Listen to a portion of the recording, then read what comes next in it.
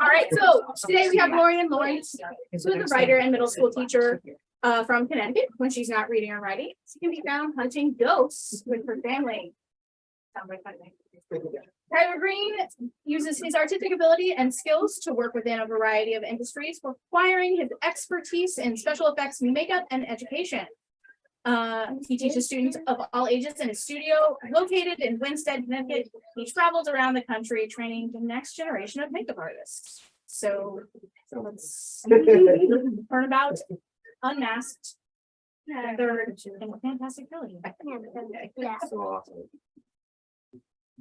Everybody. All right, so Tyler and I feel like we should start by saying how I harassed you until you let me hang out at your studio. Well, it was the coolest meeting. Okay. What was this over 2 years ago? It had to be, I think. It had to have been. Yeah, because because it was another studio ago, because I moved. It was but- 2019. Mhm. I'm looking at Janae because I feel like she would remember. Because I signed with my new, Pat, my new agent, when we went to BookCon. When did we? Was that 2019. Okay, so it was 2019. Maybe that winter. Yeah. Yeah, so I got the idea for Unmasked. I wanted to write a creature from the Black Lagoon type monster because my mom loves that movie.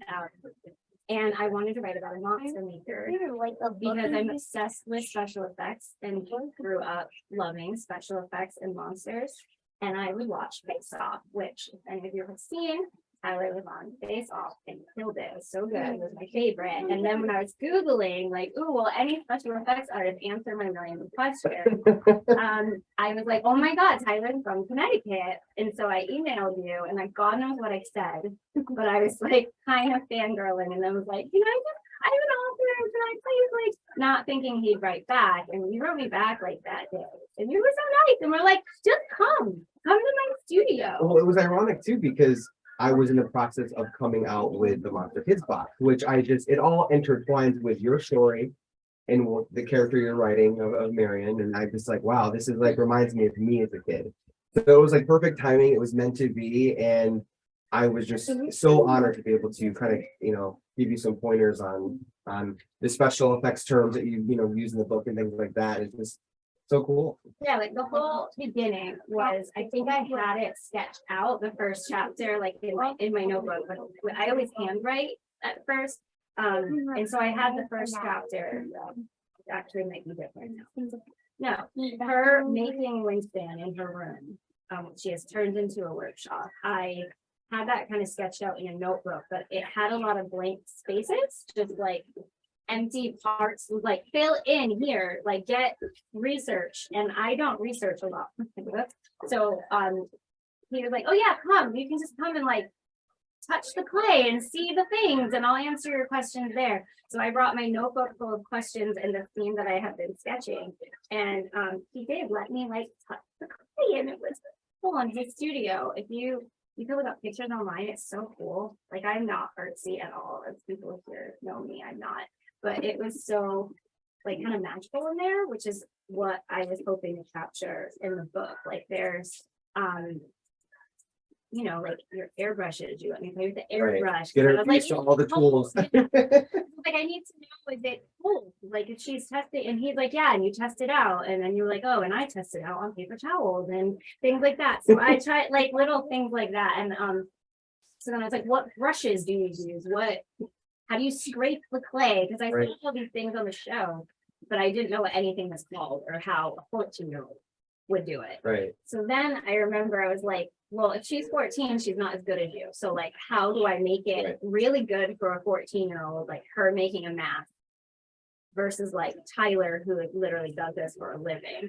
And he's like, oh, let's do it. And then he whipped out the chunk of clay. And we spent like 4 hours. Let's come up with the preliminary design, which ironically ended up being close to the final thing in the end. So. I know we said no to a projector. We should have gotten one and we could have showed them the original picture because I still have it in my book. Well, I'm the dick one, too. like, do you need a projector? We're like, oh, I can show you. But yeah, you could have seen the original. And yeah, he just sat and just was like sculpting what ended up being that shape. Right. And I remember we were talking about like different sea creatures and like Shape of Water, I think had come out Right. pretty recently around Mhm. that time, and we both really liked that aesthetic. But again, it has to look like a middle schooler who's really talented middle schooler Right. made this, but which I think you kind of so this is the cover. Tyler's mask drawings went to my cover artist, who then used his, so like Tyler came up with this creature designs for the cover, and the cover artist used his concept, which is the mask over there, but way less scary. Because yeah, he shoots out black ink and freezes people. Spoiler Lots of alert. bits. I mean, I don't know how much of a spoiler it's on the cover, but yeah, he's very mischievous. So yeah, I am forever grateful, and that is why Tyler's named Tyler. I was in the like shocked by book. that. That was so cool. And now we have Winston, which I made with Ruby last weekend, my daughter, and It came out awesome. thank you. Should have brought it. I knew you were gonna bring yours, and I didn't want to. I didn't want to show you up. Ours, I thought ours looked good, and then I remembered that yours wasn't good. Stop it. And it's super fun. So yeah, so I'm super grateful because it's a world I could never be part of, but it's fascinating because there's so many creative kids out there who I feel like don't know this is something they can do. Right. And I always wanted to write about a kid who was tapped into this horror community, because I've always loved horror growing up and scary things and spooky things and creating monsters, but I just do it through words. But I really wanted this visual aspect. So what's your process for coming up with something like that? Well, again, instead of, Watching you do it, and Right. I like it was just very quick. Like I don't know how.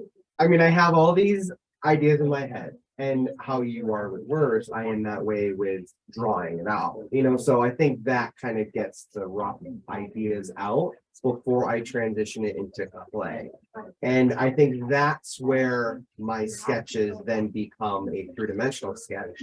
And then I'm able to really, and you remember, pushing the clay in one direction can completely change the look of the character, or coming up with the sea monster. If you're basing that off of the human form, what do we have to do to eliminate the nose? Which is interesting because that was also touched on in the book, Yeah. which is Yeah. literally true to how it's done in the industry. I think I had that written, and I was like, "Is it true? Our noses?" Oh, are no. curved." And you were like, Mhm. "Yeah." Those are very difficult to sculpt or eliminate the human form, because in the industry, these are meant to be worn on a person. So if you have things that are just like really, tight to that, or, coming off of it, you have to know, like, what do we have to do to eliminate the human form? And you have to build it up, which is, again, what was mentioned. So. So I'm so fascinated by like how you, I want to say dumbed it down, because it's not dumbing it down, but like making it like you as a professional who does this, like how did you come up with a design that a 14-year-old who's really talented could have made? I know you didn't draw this, but yours Right. was basically like this. Well, and again, like, I try to simplify things too. I've worked with kids for Oh, that's years, true. and on a side note, I've gotten a lot of parents who've came up to me after the show. I did the whole Comic-Con circuit in 2014, 2016. So the number one question was, how can my little kids do this? And I'm like, 5 or 7-year-olds, and it's like, there really isn't any. I mean, I can't give, a 5-year-old a bucket of latex and some plaster and good luck, So there was nothing at that time, before I created this, that would really give kids a Hollywood style look, but simplifying the steps to get it there. And that's what inspired that. So I feel, these kids are they're just so talented, really, and they have no excuse when it comes to being bored, because you guys have so much access more than ever to references, and that's where I get started. I want to look at a reference and go from there. So kids these days are flooded with references, and showing the kids how to simplify things, giving them a form to start with instead of a blob of clay. Yeah. That might help get them to a more of their aesthetic. I feel like a blob of clay is probably my equivalent to like a blank page. And I'm a teacher as well, and we do a whole creative writing unit that we're starting pretty soon. And I feel like I have a lot of students who want to write and they have a story to tell, but they don't know how to start. And if I got a blob of play, I wouldn't know where to start. So I do think like these are that starting point would be a sentence starter, or start with a description if they were writing or something like that. It's funny how like creative worlds overlap. You just kind of do it through a different Medium, yeah, literally. It's like the same kind of thing. Is there an equivalent to writer's block? Yes. Say What is literally. it, just staring at it like I don't know what to do? Yeah, and it's like, how do I, again, this book is just so descriptive. It's like me as a kid. It was amazing because I'm like, these trials and tribulations even Marion went through in this book were similar to how I was learning about the process. I did go to school for this. Mhm. However, before that all happened, I would mess around with clay and tape and tinfoil. And I would have those same things. Like, I want it to look like this. What do I do? Mhm. And it's the same thought process of like, if I adjust this or move this, it'll completely change the entire look. That's similar to writing. And like as a kid, like I'm not an artist, but I am similar to Marion in a lot of ways. And I've always used, writing and my creativity to kind of either help me through things or help myself feel balanced. Even literally on the ride here, my mom was like, I was telling her a new thing I'm working on, and she was like, why don't you just take a break for a minute? Why don't you just stop? I'm like, no, I can't. It helps me stay calm. same. She's like, this is calm, but yeah. Like it really is like this. And I wanted Marion to have that as well. And I feel like a lot of creative people in the art world and the writing world have that. We have that in common. It's kind of like, do you Can't really turn it off. Yeah. Yeah. Yeah. See, you know. Sorry. So as a kid, I was quite similar to Marion in a lot of ways, except instead of drawing or building monsters, it was always writing and or reading. What were you like as a kid? Were you making monsters in your bedroom like Marion? Yeah. Okay. What were It's like you literally wrote my story. what was your favorite monster that you made, or your first monster? I remember very vividly The Nightmare Before Christmas came out. And gosh, that was 90. And I made Halloween Town, a city. I made a little city in my bedroom. And I made the little characters out of tape and tinfoil. That was my medium that I thought worked. Play-Doh wasn't doing for me, Legos wasn't doing for me. So I sort of make all these characters. And I try to bring them to life. And I had like an old train set, and I had Halloween Town. So and I mean, that movie resonated so well with me because that was all about creatures, monsters, stop motion, so it looked real, and that was really the start. My first monster I wrote about was a vampire, and it wasn't the first story I wrote, but the first story I wrote was about a treasure troll that like granted wishes. Does anyone remember like the trolls? Yeah. Or in the 90s, I know you do.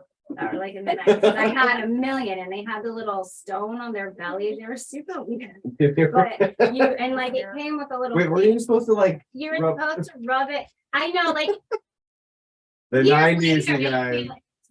but you're supposed to rub it stomach this and make a wish. So I wrote a story about, I think it was the first story, she wishes for a money tree, and then she gets a money tree, and then it brings like all this misfortune, and then her last wish, she ends up wishing that it goes away.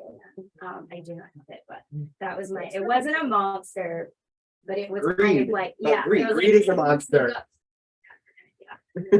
And then everything went wrong, and I liked the idea of everything going wrong, and the character has to make it right again. And the vampire one, the only thing I remember about that is for some reason his fangs would cross.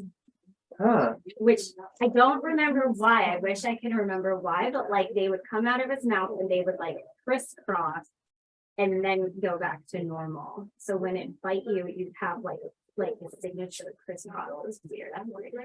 Trying to visualize it. Yeah, you visually make that. 100%. Yeah, I don't have to think about anatomy, but yeah. So what is your favorite movie? American Werewolf in London, or a Werewolf in Denver. That's one of my favorite monsters. a werewolf? I love werewolves. I'm reading a book about werewolves right now. Okay. Why? I think it's the transformation. I think it's like, you're becoming something different. You know what I mean? I was fascinated by that. Yeah. I follow Rick Baker, the one who like made that in the movie, like the werewolf. I follow him on Instagram. He's a weird dude. He's funny. He's funny to Mhm. fabulous ponytail. Very talented man. Super talented. He's like, retired, and I He's see retired. him. Like, I don't know what his wife thinks, but he's like in the kitchen, like making monsters, like in his gorgeous house, just whipping up a monster, whipping up a statue, and he's interesting to follow. I also really like werewolves. I did write a werewolf story that hasn't sold yet, but that would be fun if it does. I also love sea creatures, which is why I wrote this. I feel like my favorite is Frankenstein's monster. I like the idea of him being flawed, but not like it's not his fault. Right. Never read the Original. Yeah, it's so sad. Mhm. And he's so lonely, and he's like, yes, he's doing these bad things, but it's because he was left alone and his creator just abandoned him. So I feel like he's super misunderstood. And we see that a lot. I feel like in superhero movies, like you get the villain origin story, but I do really have a soft spot for Frankenstein's monster, which is why in the Stitchers, I think everyone knows about the Stitchers. The Stitchers, like I had all the sewing the pieces back together. Did you read that, or did I spoil it for you? No, I read Okay, most they of it. get- Most of it. I'm gonna give you a quiz later. I'm a teacher. So Frankenstein's monster. What was your favorite Halloween costume when you were a kid? Like, did you make all of them? I Because did. like Marion I makes did. in the book, Marion like makes everybody's makeup. She makes all of their costumes and everything. But she's not really making one for herself. She's making this Winston sea creature mask because she just wants to make it, not because she wants to wear it and go out and socialize with people. She has her social anxiety disorder, but she's making it more just for herself. But I always kind of wondered, like, what would she be if she did make a costume for herself? What would you be? So I did actually made like almost like my version of the devil. And I made the horns out of tissue paper and latex, and How old were you? I maybe 11, and I even. Is that when you got really into Yes. monster making? Yeah, and I remember vividly because my mom was like, whatever you used, I think it was like a bright red cream makeup that was meant to just be like put on a little bit. I Oh. can squeeze the whole thing for all over, all over it. And that stuff is it dyes your skin so bad, but it looked great. I think I had like a wig, and I kind of cut a piece of it and kind of did like a mustache here. And I had like a nose and then the horn. So that classic devil look. Did it stay on your skin? I glued it a lot. So, and I remember because it was so cold out. Like I think like my sweat was kind of going into the nose tip, so it would be leaking. Oh. Because it got so hot under that makeup, But yeah, I remember that very vividly. So I'm trying to think of what my favorite costume is. Oh, was I Casey Becker last year? I think so. Was I the girl from Scream last year? Yes. Okay, Yeah. that's probably one of my favorite as an adult. Scream's my favorite movie. But as a kid, I think I really liked being a witch. I feel like I was a witch a couple times. Yes. And once I wanted to be a pretty witch because that was when you were, yeah. And it's you want to be Glenda the Good Witch. no, I still wanted the black and all. Okay, all right. Just I Hybrid. think I didn't want to look like the witch from Snow White when she turned old, Mm-hmm. because that's terrifying. And then I'm pretty sure, like, she made me my costume and I felt gorgeous, and we went trick-or-treating. in Massachusetts. And this woman dressed up as the witch from Snow White, the old one, and I was little and I met 3. She came up to me, and this was the one that I was like, I want no part of witches like this. I don't want. And she came up to me, like hunched over with her basket, like, and it was amazing. Like, she, in my memory, which who knows how accurate it was, but like she looked like she was it as good as I remember. Terrifying. I love witches, but not that one. Yeah, you want an apple, and she had a basket full of apples she was giving kids. It's so funny. I don't know, I just think monsters resonate with us differently, and they can look as however you depict them from an artist, but I just really truly liked what you did with this character. And I just think it's just great. This is probably one of my favorite books that I wrote. I didn't know what was going to happen with this or this series because the first two books are following Quinn and Mike. So Right. these two, so they're not, and then I didn't know, like, when that book was coming out, if my publisher was going to want a third, because they bought the first two together. So I was like, I need to write something and I need to query, I need a new agent. So like, let me just write a book that can be a companion. So that way, if they say they don't want it, I still have this book that I really love that we can like go out with maybe to other publishers or something, or I could take out Quinn and Mike, it could be a standalone or whatever. That was kind of my plan. And I was really excited that my editor was like, oh no, I love this. I love this direction. I love seeing the world of South Haven through a different character's perspective. Someone who read it told me like that Quinn and Mike seemed a little sassier through Marion's point of view than through Quinn's, which I thought was interesting. And she was like, did you do that intentionally? I was like, oh yeah, definitely. Because she was like, and it makes sense because Marion would think they were super confident, which they are. Quinn and Mike are confident and Marion is not. Like the only time she feels confident is when she's doing her makeup, which is one of the things I can really, really relate to, like even as an adult. Like when I'm creating something, I feel confident. Were you like that? Yeah. As a kid too? Yeah. And it's funny that you said when you were 11 was when you like made that double one. Is that when you got really into it? Yeah. When I always liked to write and telling stories, but in middle school was when I started to take like little creative writing classes at the library. And I started to take it more seriously. Like, oh, maybe I could do this one day. Right. So middle school's hard. Middle school's hard. Do you love middle school? This is my opinion.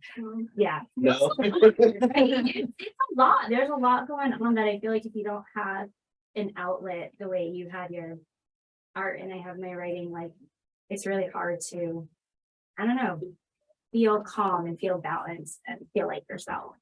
So I did have a question written for us to talk about maybe like why monsters specifically, because there's a lot of like you could be making flowers or teapots or candles or something else, but you make monsters for a living, and I write about monsters. So I'm gonna throw it to you first. Sure. Why monsters? There's just something about something not human, or I just really love the folklore behind it. You know, my biggest inspiration when I was a kid was Jim Henson. So he created some, not just puppets. I mean, there were some crazy things that he did. And as a kid watching it, I thought these things were real because they looked real to me, you know, and I just love monsters. I always loved, the folklore of American folklore about the werewolf, Frankenstein, and there's so many versions of these things done over time, but they'll kind of go back to that classic monster kind of feel to it. And it just resonated with me. So. Same, the folklore thing, like right. And I don't know if it's because like you grew up in Connecticut, right? The amount of folklore and urban legends we have here, like everything's haunted, like especially Connecticut's one of the top 5 like most haunted states in for one. Like I mean, the Warren did a lot here too. We did a school visit the other day when I was from home. No, it was virtually from home. Okay. And I was with a group of other authors and they were like, oh, tell a fun fact. And I was like, I don't know a fun fact. I'm like a mile away from Annabelle. Do you know who Annabelle is? And they're like, oh, like, yeah, she's like a mile away. She's traveling now. She's traveling with a glass, with like a glass box. No thanks. Mohegan, she goes to Mohegan and they asked me to go. The promoters. I didn't know. No. No, I write about Ericon, really? At Mohegan? Bring her there? No way. So dolls scare me, I'll be honest. Really? Secret. We're getting real here. Maybe I'll read a scary doll book. No, dolls for me, and she tips me over the edge. There's a Raggedy Ann. It's a Raggedy Ann. It's a scary affair. Yes, Raggedy Ann, no way, ban. My My brother worked at the Stratford, this is my brother, he worked at the Stratford antique shop when he was in high school. And that like big blue building you can see from the highway, and he brought home a Raggedy Ann doll from the it's like such a creepy antique shop anyways, and he brought home this raggedy Ann doll and like tried to give it to her, and she Within the bed? Oh, that's even worse. and she wouldn't throw it away in the house. She like, he went to your house. I think it went to the dumpster that was in like a different town. Yeah, she doesn't like it. I mean, what they did in the movie, they obviously couldn't do that for licensing reasons, but I still think the Raggedy Ann is scarier than the one they did. You know? Yeah. I mean, there's something about a big doll that I don't love, but dolls don't scare me as much. I'm finding this fun that you're scared of dolls. You know what it is? It's again, to me, it's a monster. It's the blankness. Oh. It's the soulless look that they stare at you, you know? There's just something off with it. There's something off. Didn't you make a doll? Yeah, that's why it's the number one scariest mask that I found. It is really creepy. I was gonna get that one for Ruby. I don't know. And they're like, why is that a monster? I'm like, listen. And she just like blinks. Yeah. See, this is your next book, doll. Dolls. I have to think of like how to make it different though, so it's not just Annabelle. I was gonna say 2.0, but there's like a million Annabelle movies, so it would be like 10.0. So many. All right, I'm gonna work on that. I'm gonna think of something. I don't know how we got on that. Monsters. I like monsters because of the folklore. Oh, that's how, because we were talking about, Connecticut being super haunted and creepy. And you just hear it growing up. Like I grew up in Stratford and we had Goody Bassett, like the witch, and you would ride your bike and you would try to find her grave and you would try to find, like, does that scare you too? No, I'm just like, wow. Yeah, no, it was like a Stratford like rite of passage. You would like ride down it because they said like there's allegedly a stone that has like a mark and no one ever finds it. But yeah, there's an ice cream shop there that's really good. And I just loved hearing those stories. I love like scary stories to tell in the dark. And my kids literally, what day are we on? Friday, yesterday, came home from school and Ruby, who's 8, was like, oh, my librarian read me these scary stories today. One was about a big toe. I was like, I know what book One that of my is. favorite, So one of my favorite books. Yeah, she's like, oh, that's it. And she sat on the couch and started reading it to Leo. And then he had a book with the green ribbon. So then they were reading that one. And I had nothing to do with it, but it was adorable. And I did take a picture. But then they both agreed not to read them when it got dark. So then the books went away. And then Scary stories and goosebumps were my jam when I heard of it. they're making another Goosebumps show. Yeah. I'm excited to see that. They had some pretty cool special effects They did. in the 90s. And they did. Goosebumps. Yes, they had. Because Yeah. we've been rewatching them with Leo, and I didn't read Goosebumps as a kid because I was reading Fear Street when those were out. Right. But like as an adult reading them with my son, I've revisited the Haunted Mask, Haunted Mask, yeah. and it holds up. It does. It holds up. I don't know if a lot of those episodes would be shown today. They're all on Netflix. They are? Yeah, we've been caning through though. It's going. I was like thinking like a Nickelodeon. I'd be We've also been watching Are You Afraid of the Dark? And the new old one? The old ones, and we've watched the Okay. new ones. 'Cause, yeah. There's some good makeups in those too. Yeah, like the it's because now that I'm not gonna say I don't know about special effects, but I know a little more from working with you and watching a million episodes of Face Off, that now I'm like looking for the seams, seeing, are they able to move? Do they still have expressions? It makes you yeah. There's so much science behind it. It's like you can really nerd out to it. And for me, it also kind of it kind of, you lose the fantasy a little bit, I Yeah. think, because I see mistakes. I do see it. And it's just Has there been a mistake you've noticed in like a really famous movie? Yes. Oh, tell us. Deadpool. Deadpool. Yeah, Ooh, you tell can me. see some of the, if you're not listening. No, but there are certain things that you see. Sometimes when things are in theaters, they touch it up for digital later. But there, you can clearly see when there was a scene where I did the first film where he's, I think, in that like chamber and he's becoming Deadpool. There's a major scene line and it's lifting here on his film. where they blended the makeup. Also in Lord of the Rings, Gandalf's lace piece is flapping open like this, so they didn't glue that down properly. There's little things that you notice, and it's like, oh no, or like the seams where elf, the elf ears are not lining up perfectly, so it's like, yeah. Okay, so you like notice like even their ears? Yeah. Oh. Again, having that background with anatomy, I just try to see like, yeah, and sometimes it doesn't, but it just, an average person may not know that, but for me, it's kind of just like, oh, that's a dead giveaway right there, but I just try to focus on the film, but it's hard, you kind of pick those things out. That's funny, I'm gonna watch. Try to find the the other thing I like about monsters and why I like to write about them is my books are for kids. I love writing for this age group, and you now like your focus is on a lot of good stuff, not solely. I know you did stuff for that haunted. What was it called that you just did? Because my niece just went to one. Where you have those like the silicone. Oh yes, that parts? was the Forsaken Lands. That Forsaken Lands. It's up in Goshen, Connecticut, north of me. Oh. So way out there. But we both kind of work with like, stuff for this 8 to 14-ish age group. And one of the things I love about horror for that age group is that like it kind of shows kids being brave. Right. And like not just like in contemporary fiction, a kid can stand up to another human and it can feel very relatable. And I feel like in horror, they can also do that, but then there's another layer to it, and it's showing them how to figure out the problem that might be supernatural. And I just always liked the standing up to a monster kind of story when I read those.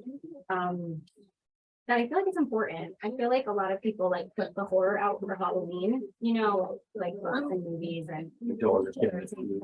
Yeah. Did you read scary things as a kid other than Scary Storyteller and Goosebumps? Yeah. Oh, yeah. There's another interesting book. I think it was in a dark room. Yeah, that's the one that I was reading with Leo that has the green ribbon. The ribbon, which is very messed up. He's not paying any attention right now, but I read it to him and I was like, oh my god, they put this in because it was like the visuals in there were like, this was like a reprint and it was I can read book. So I was like, are they gonna tame it down? No, it was the same. It's the same. And it was so we got to the end where she takes the ribbon off and he's like, that is the most ridiculous thing you have ever read to me. And he was just but it was building anticipation. What is the reason for the ribbon? Read it again. And then that's the book he told his sister about and made her read. Like I thought it was funny. You thought it was funny, but you read it during the day. Leo read it at night. We're talking about the green ribbon. I mean, that was like for me, that was like a plot twist. Reading that was my first experience with plot twists, was that reading that story. Kindergarten when they read that to me, which probably explains a lot about me. And I thought, well, that's since that was the 80s and there were these are those scholastic book club things that we went to. Yeah, they're still doing it. So That's like, okay. They're still reading those terrifying stories in libraries, but I'm all for it. Anyone have questions? yeah. I have a question. Would you ever collaborate again on like a book mask situation? I would love That'd to. be fun. Yeah. I feel like it would depend on what my monster is. If I Right. write about a monster that you've already done, my next book has a demon. This is where the art side of me is. Right. I don't know how you make a demon mask, Okay. but Good. Again, depending on if it's like, oh, it's supposed to be air or something, that might be a little bit more harder. You know what I mean? But something more physically like, box. right. It's there. There. You definitely would not get emails about that. No, but I would be totally open to that. Any other stuff? Yeah. What was your biggest surprise while doing either the mask or writing the book? You go first. I think it was your editor and Abrams themselves were like, this is fun. This is a cool thing. Like here, I'm like, okay, am I gonna get in trouble? Like, no, we think this is great. You know what I mean? So that was really cool to be able to actually have, again, a character named after me and, you know, all of that. I just think it's like, oh, wow, it just makes the everything that much more It's special. kind of validating. Right. My editor and my publicist like were obsessed with this whole collaboration and the idea, and they were like 100% on board. And then legal was like, I don't know, doing their legal thing. So then it was kind of like, well, are we going to be able to do this? Like, can we do this? But yeah, Emily still says how excited she. Emily's my editor. And she has blue hair, just like Winston. And she's super excited about it, and they all think it turned out great. And it was super helpful for the cover artist to, you know, have, because you took what I was thinking of, you know, what I was describing, and you put it in a visual format that is the language another artist can get, because I can describe it, but it's I not. think we definitely bridge those gaps. Yeah. So, So hopefully kids will connect with Right. them, in those forms. I didn't answer the question. I know I didn't answer it, because I'm not. I feel like I was surprised with how writing tends to come easily to me, because I've just done it forever. And I'm not saying what I do is good, but it comes out easily. And I spent a lot of time revising, and it was fascinating to watch someone in another medium kind of think the same way and like have a similar process, but through something completely different. Because Janae and I like write together, and we haven't for a month, but we usually write together often. And like, you can talk to another author and you're both doing the same kind of thing, the same kind of process, even though we write different things, different genres. But like talking to someone who is also creative, but doing everything through something visual, it was really, really interesting to kind of watch him just like live out this sea how do you monster. use this? How do you, you know, It was, it's something I'm gonna like remember. I nerded out a lot. And then I went home and I don't think I slept. I think I talked about it for a really long time. I still talk about it. Cool. One question? I don't have a watch because I lost it, so I have no idea where we are on time. Like, there's more things. Yeah, we still have a little bit of time if you wanna. Talk to anybody. I could read from the first bit if we want, the part that we keep talking about, if we Right. read it. Okay, so I'm just gonna, when I do readings, I usually read from the part where he's transformed, but I was gonna read the part where she's actually making him. Because I feel like that's appropriate. Unless you want the part where he transforms. Do we have a preference? Okay. Chapter 1. I'm still having trouble with the nose. Forget about fangs and claws, scales, or fur. Noses are the most terrifying part of making monsters. Every artist's nightmare. I mean, they seem simple, 2 nostrils and a beak, but realistic ones are nearly impossible to get right. And they're the first thing that people notice when an author gets it. When an artist gets it wrong. See, our conversation is. And I know a thing or two about getting it wrong. I tried at least 10 versions before settling on this collapsed and sunken in piece. It's a step in the right direction. At least it's starting to look more reptilian and swamp-like, with the nostrils more blended into the cheeks. Before my final sculpt, I tried more human-looking noses, with bridges slightly raised up away from the sharp cheekbones, but they just hadn't fit. He looks sad. Mom told me last week before I even finished the molding, you sculpt his eyes down. I thought it would make him look more human. Mom chewed on the edge of a small raking tool before driving it into the clay. The edges are too strong, she said, running her expert hands over the form. Soften them a bit. He needs to look like he's from the sea, not the moon. Together, we moved to reshape the creature's head, reworking the clay with our thumbs and pointer fingers, pressing and smoothing until the shape started to take form into something or someone with a face. Jutted cheekbones, elongated lips, flat nose, gills, lots and lots of gills, starting at the cowl and building up toward the forehead and the top fin. The creature looked menacing before the mold was cast, and now that I have the prosthetic nuzzled against the foam model head, Winston, my latest creation, looks even more so. I step back and squint through my cat-eye glasses at the creature's nose. Still kind of wonky. I mean, it's definitely better, but I'm not going for better. I'm going for perfect. Right now, you're not cutting it, I say, grabbing my airbrush. Maybe I can fix you with the paint. I begin to spray a thin layer of shimmer in circular motions around Winston's face, starting with the center. Mom was right. The metallic sheen definitely pops over the base coats of true green and lime that she had recommended. You need a bit of sparkle, honey, or else the greens will look muddy and none of the features will read from far away. You want people to notice the little things, every single gill. My mom knows what she's talking about. She's a makeup artist at a big cosmetic chain store. She used to dream about working on movie sets, but then she got pregnant and has been at the mall ever since. Sometimes I feel kind of guilty about it, but she seems happy enough to be stuck with Dad, my older sister Margot, and me. I'm not so bad, am I, Winston?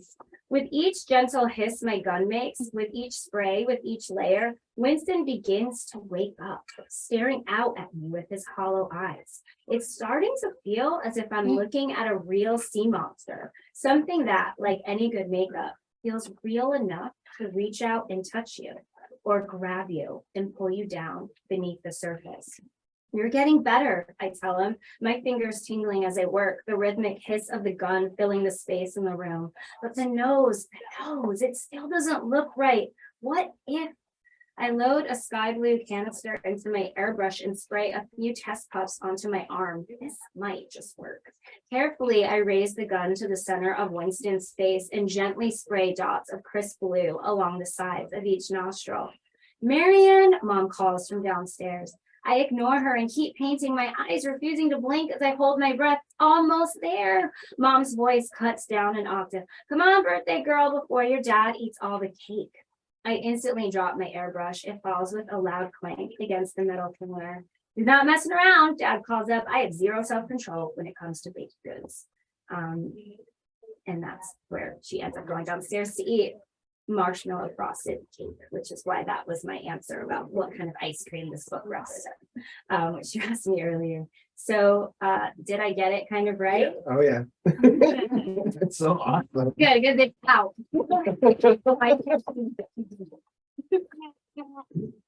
All right. Well, thank you both. Oh my gosh, thank you so much. It's so much fun. Thanks for coming, everybody. So we do have copies, and I'm sure we'll have signed copies. Oh, that'd be great. Yeah, okay. And then Yeah, if anybody's interested in the boxes, I have them here for sale as well. So let me know. We can process things better. Cupcakes and cookies. You too. and I have cards for everybody. Oh, So good. thank you all for coming, and come back and join us for more author visits.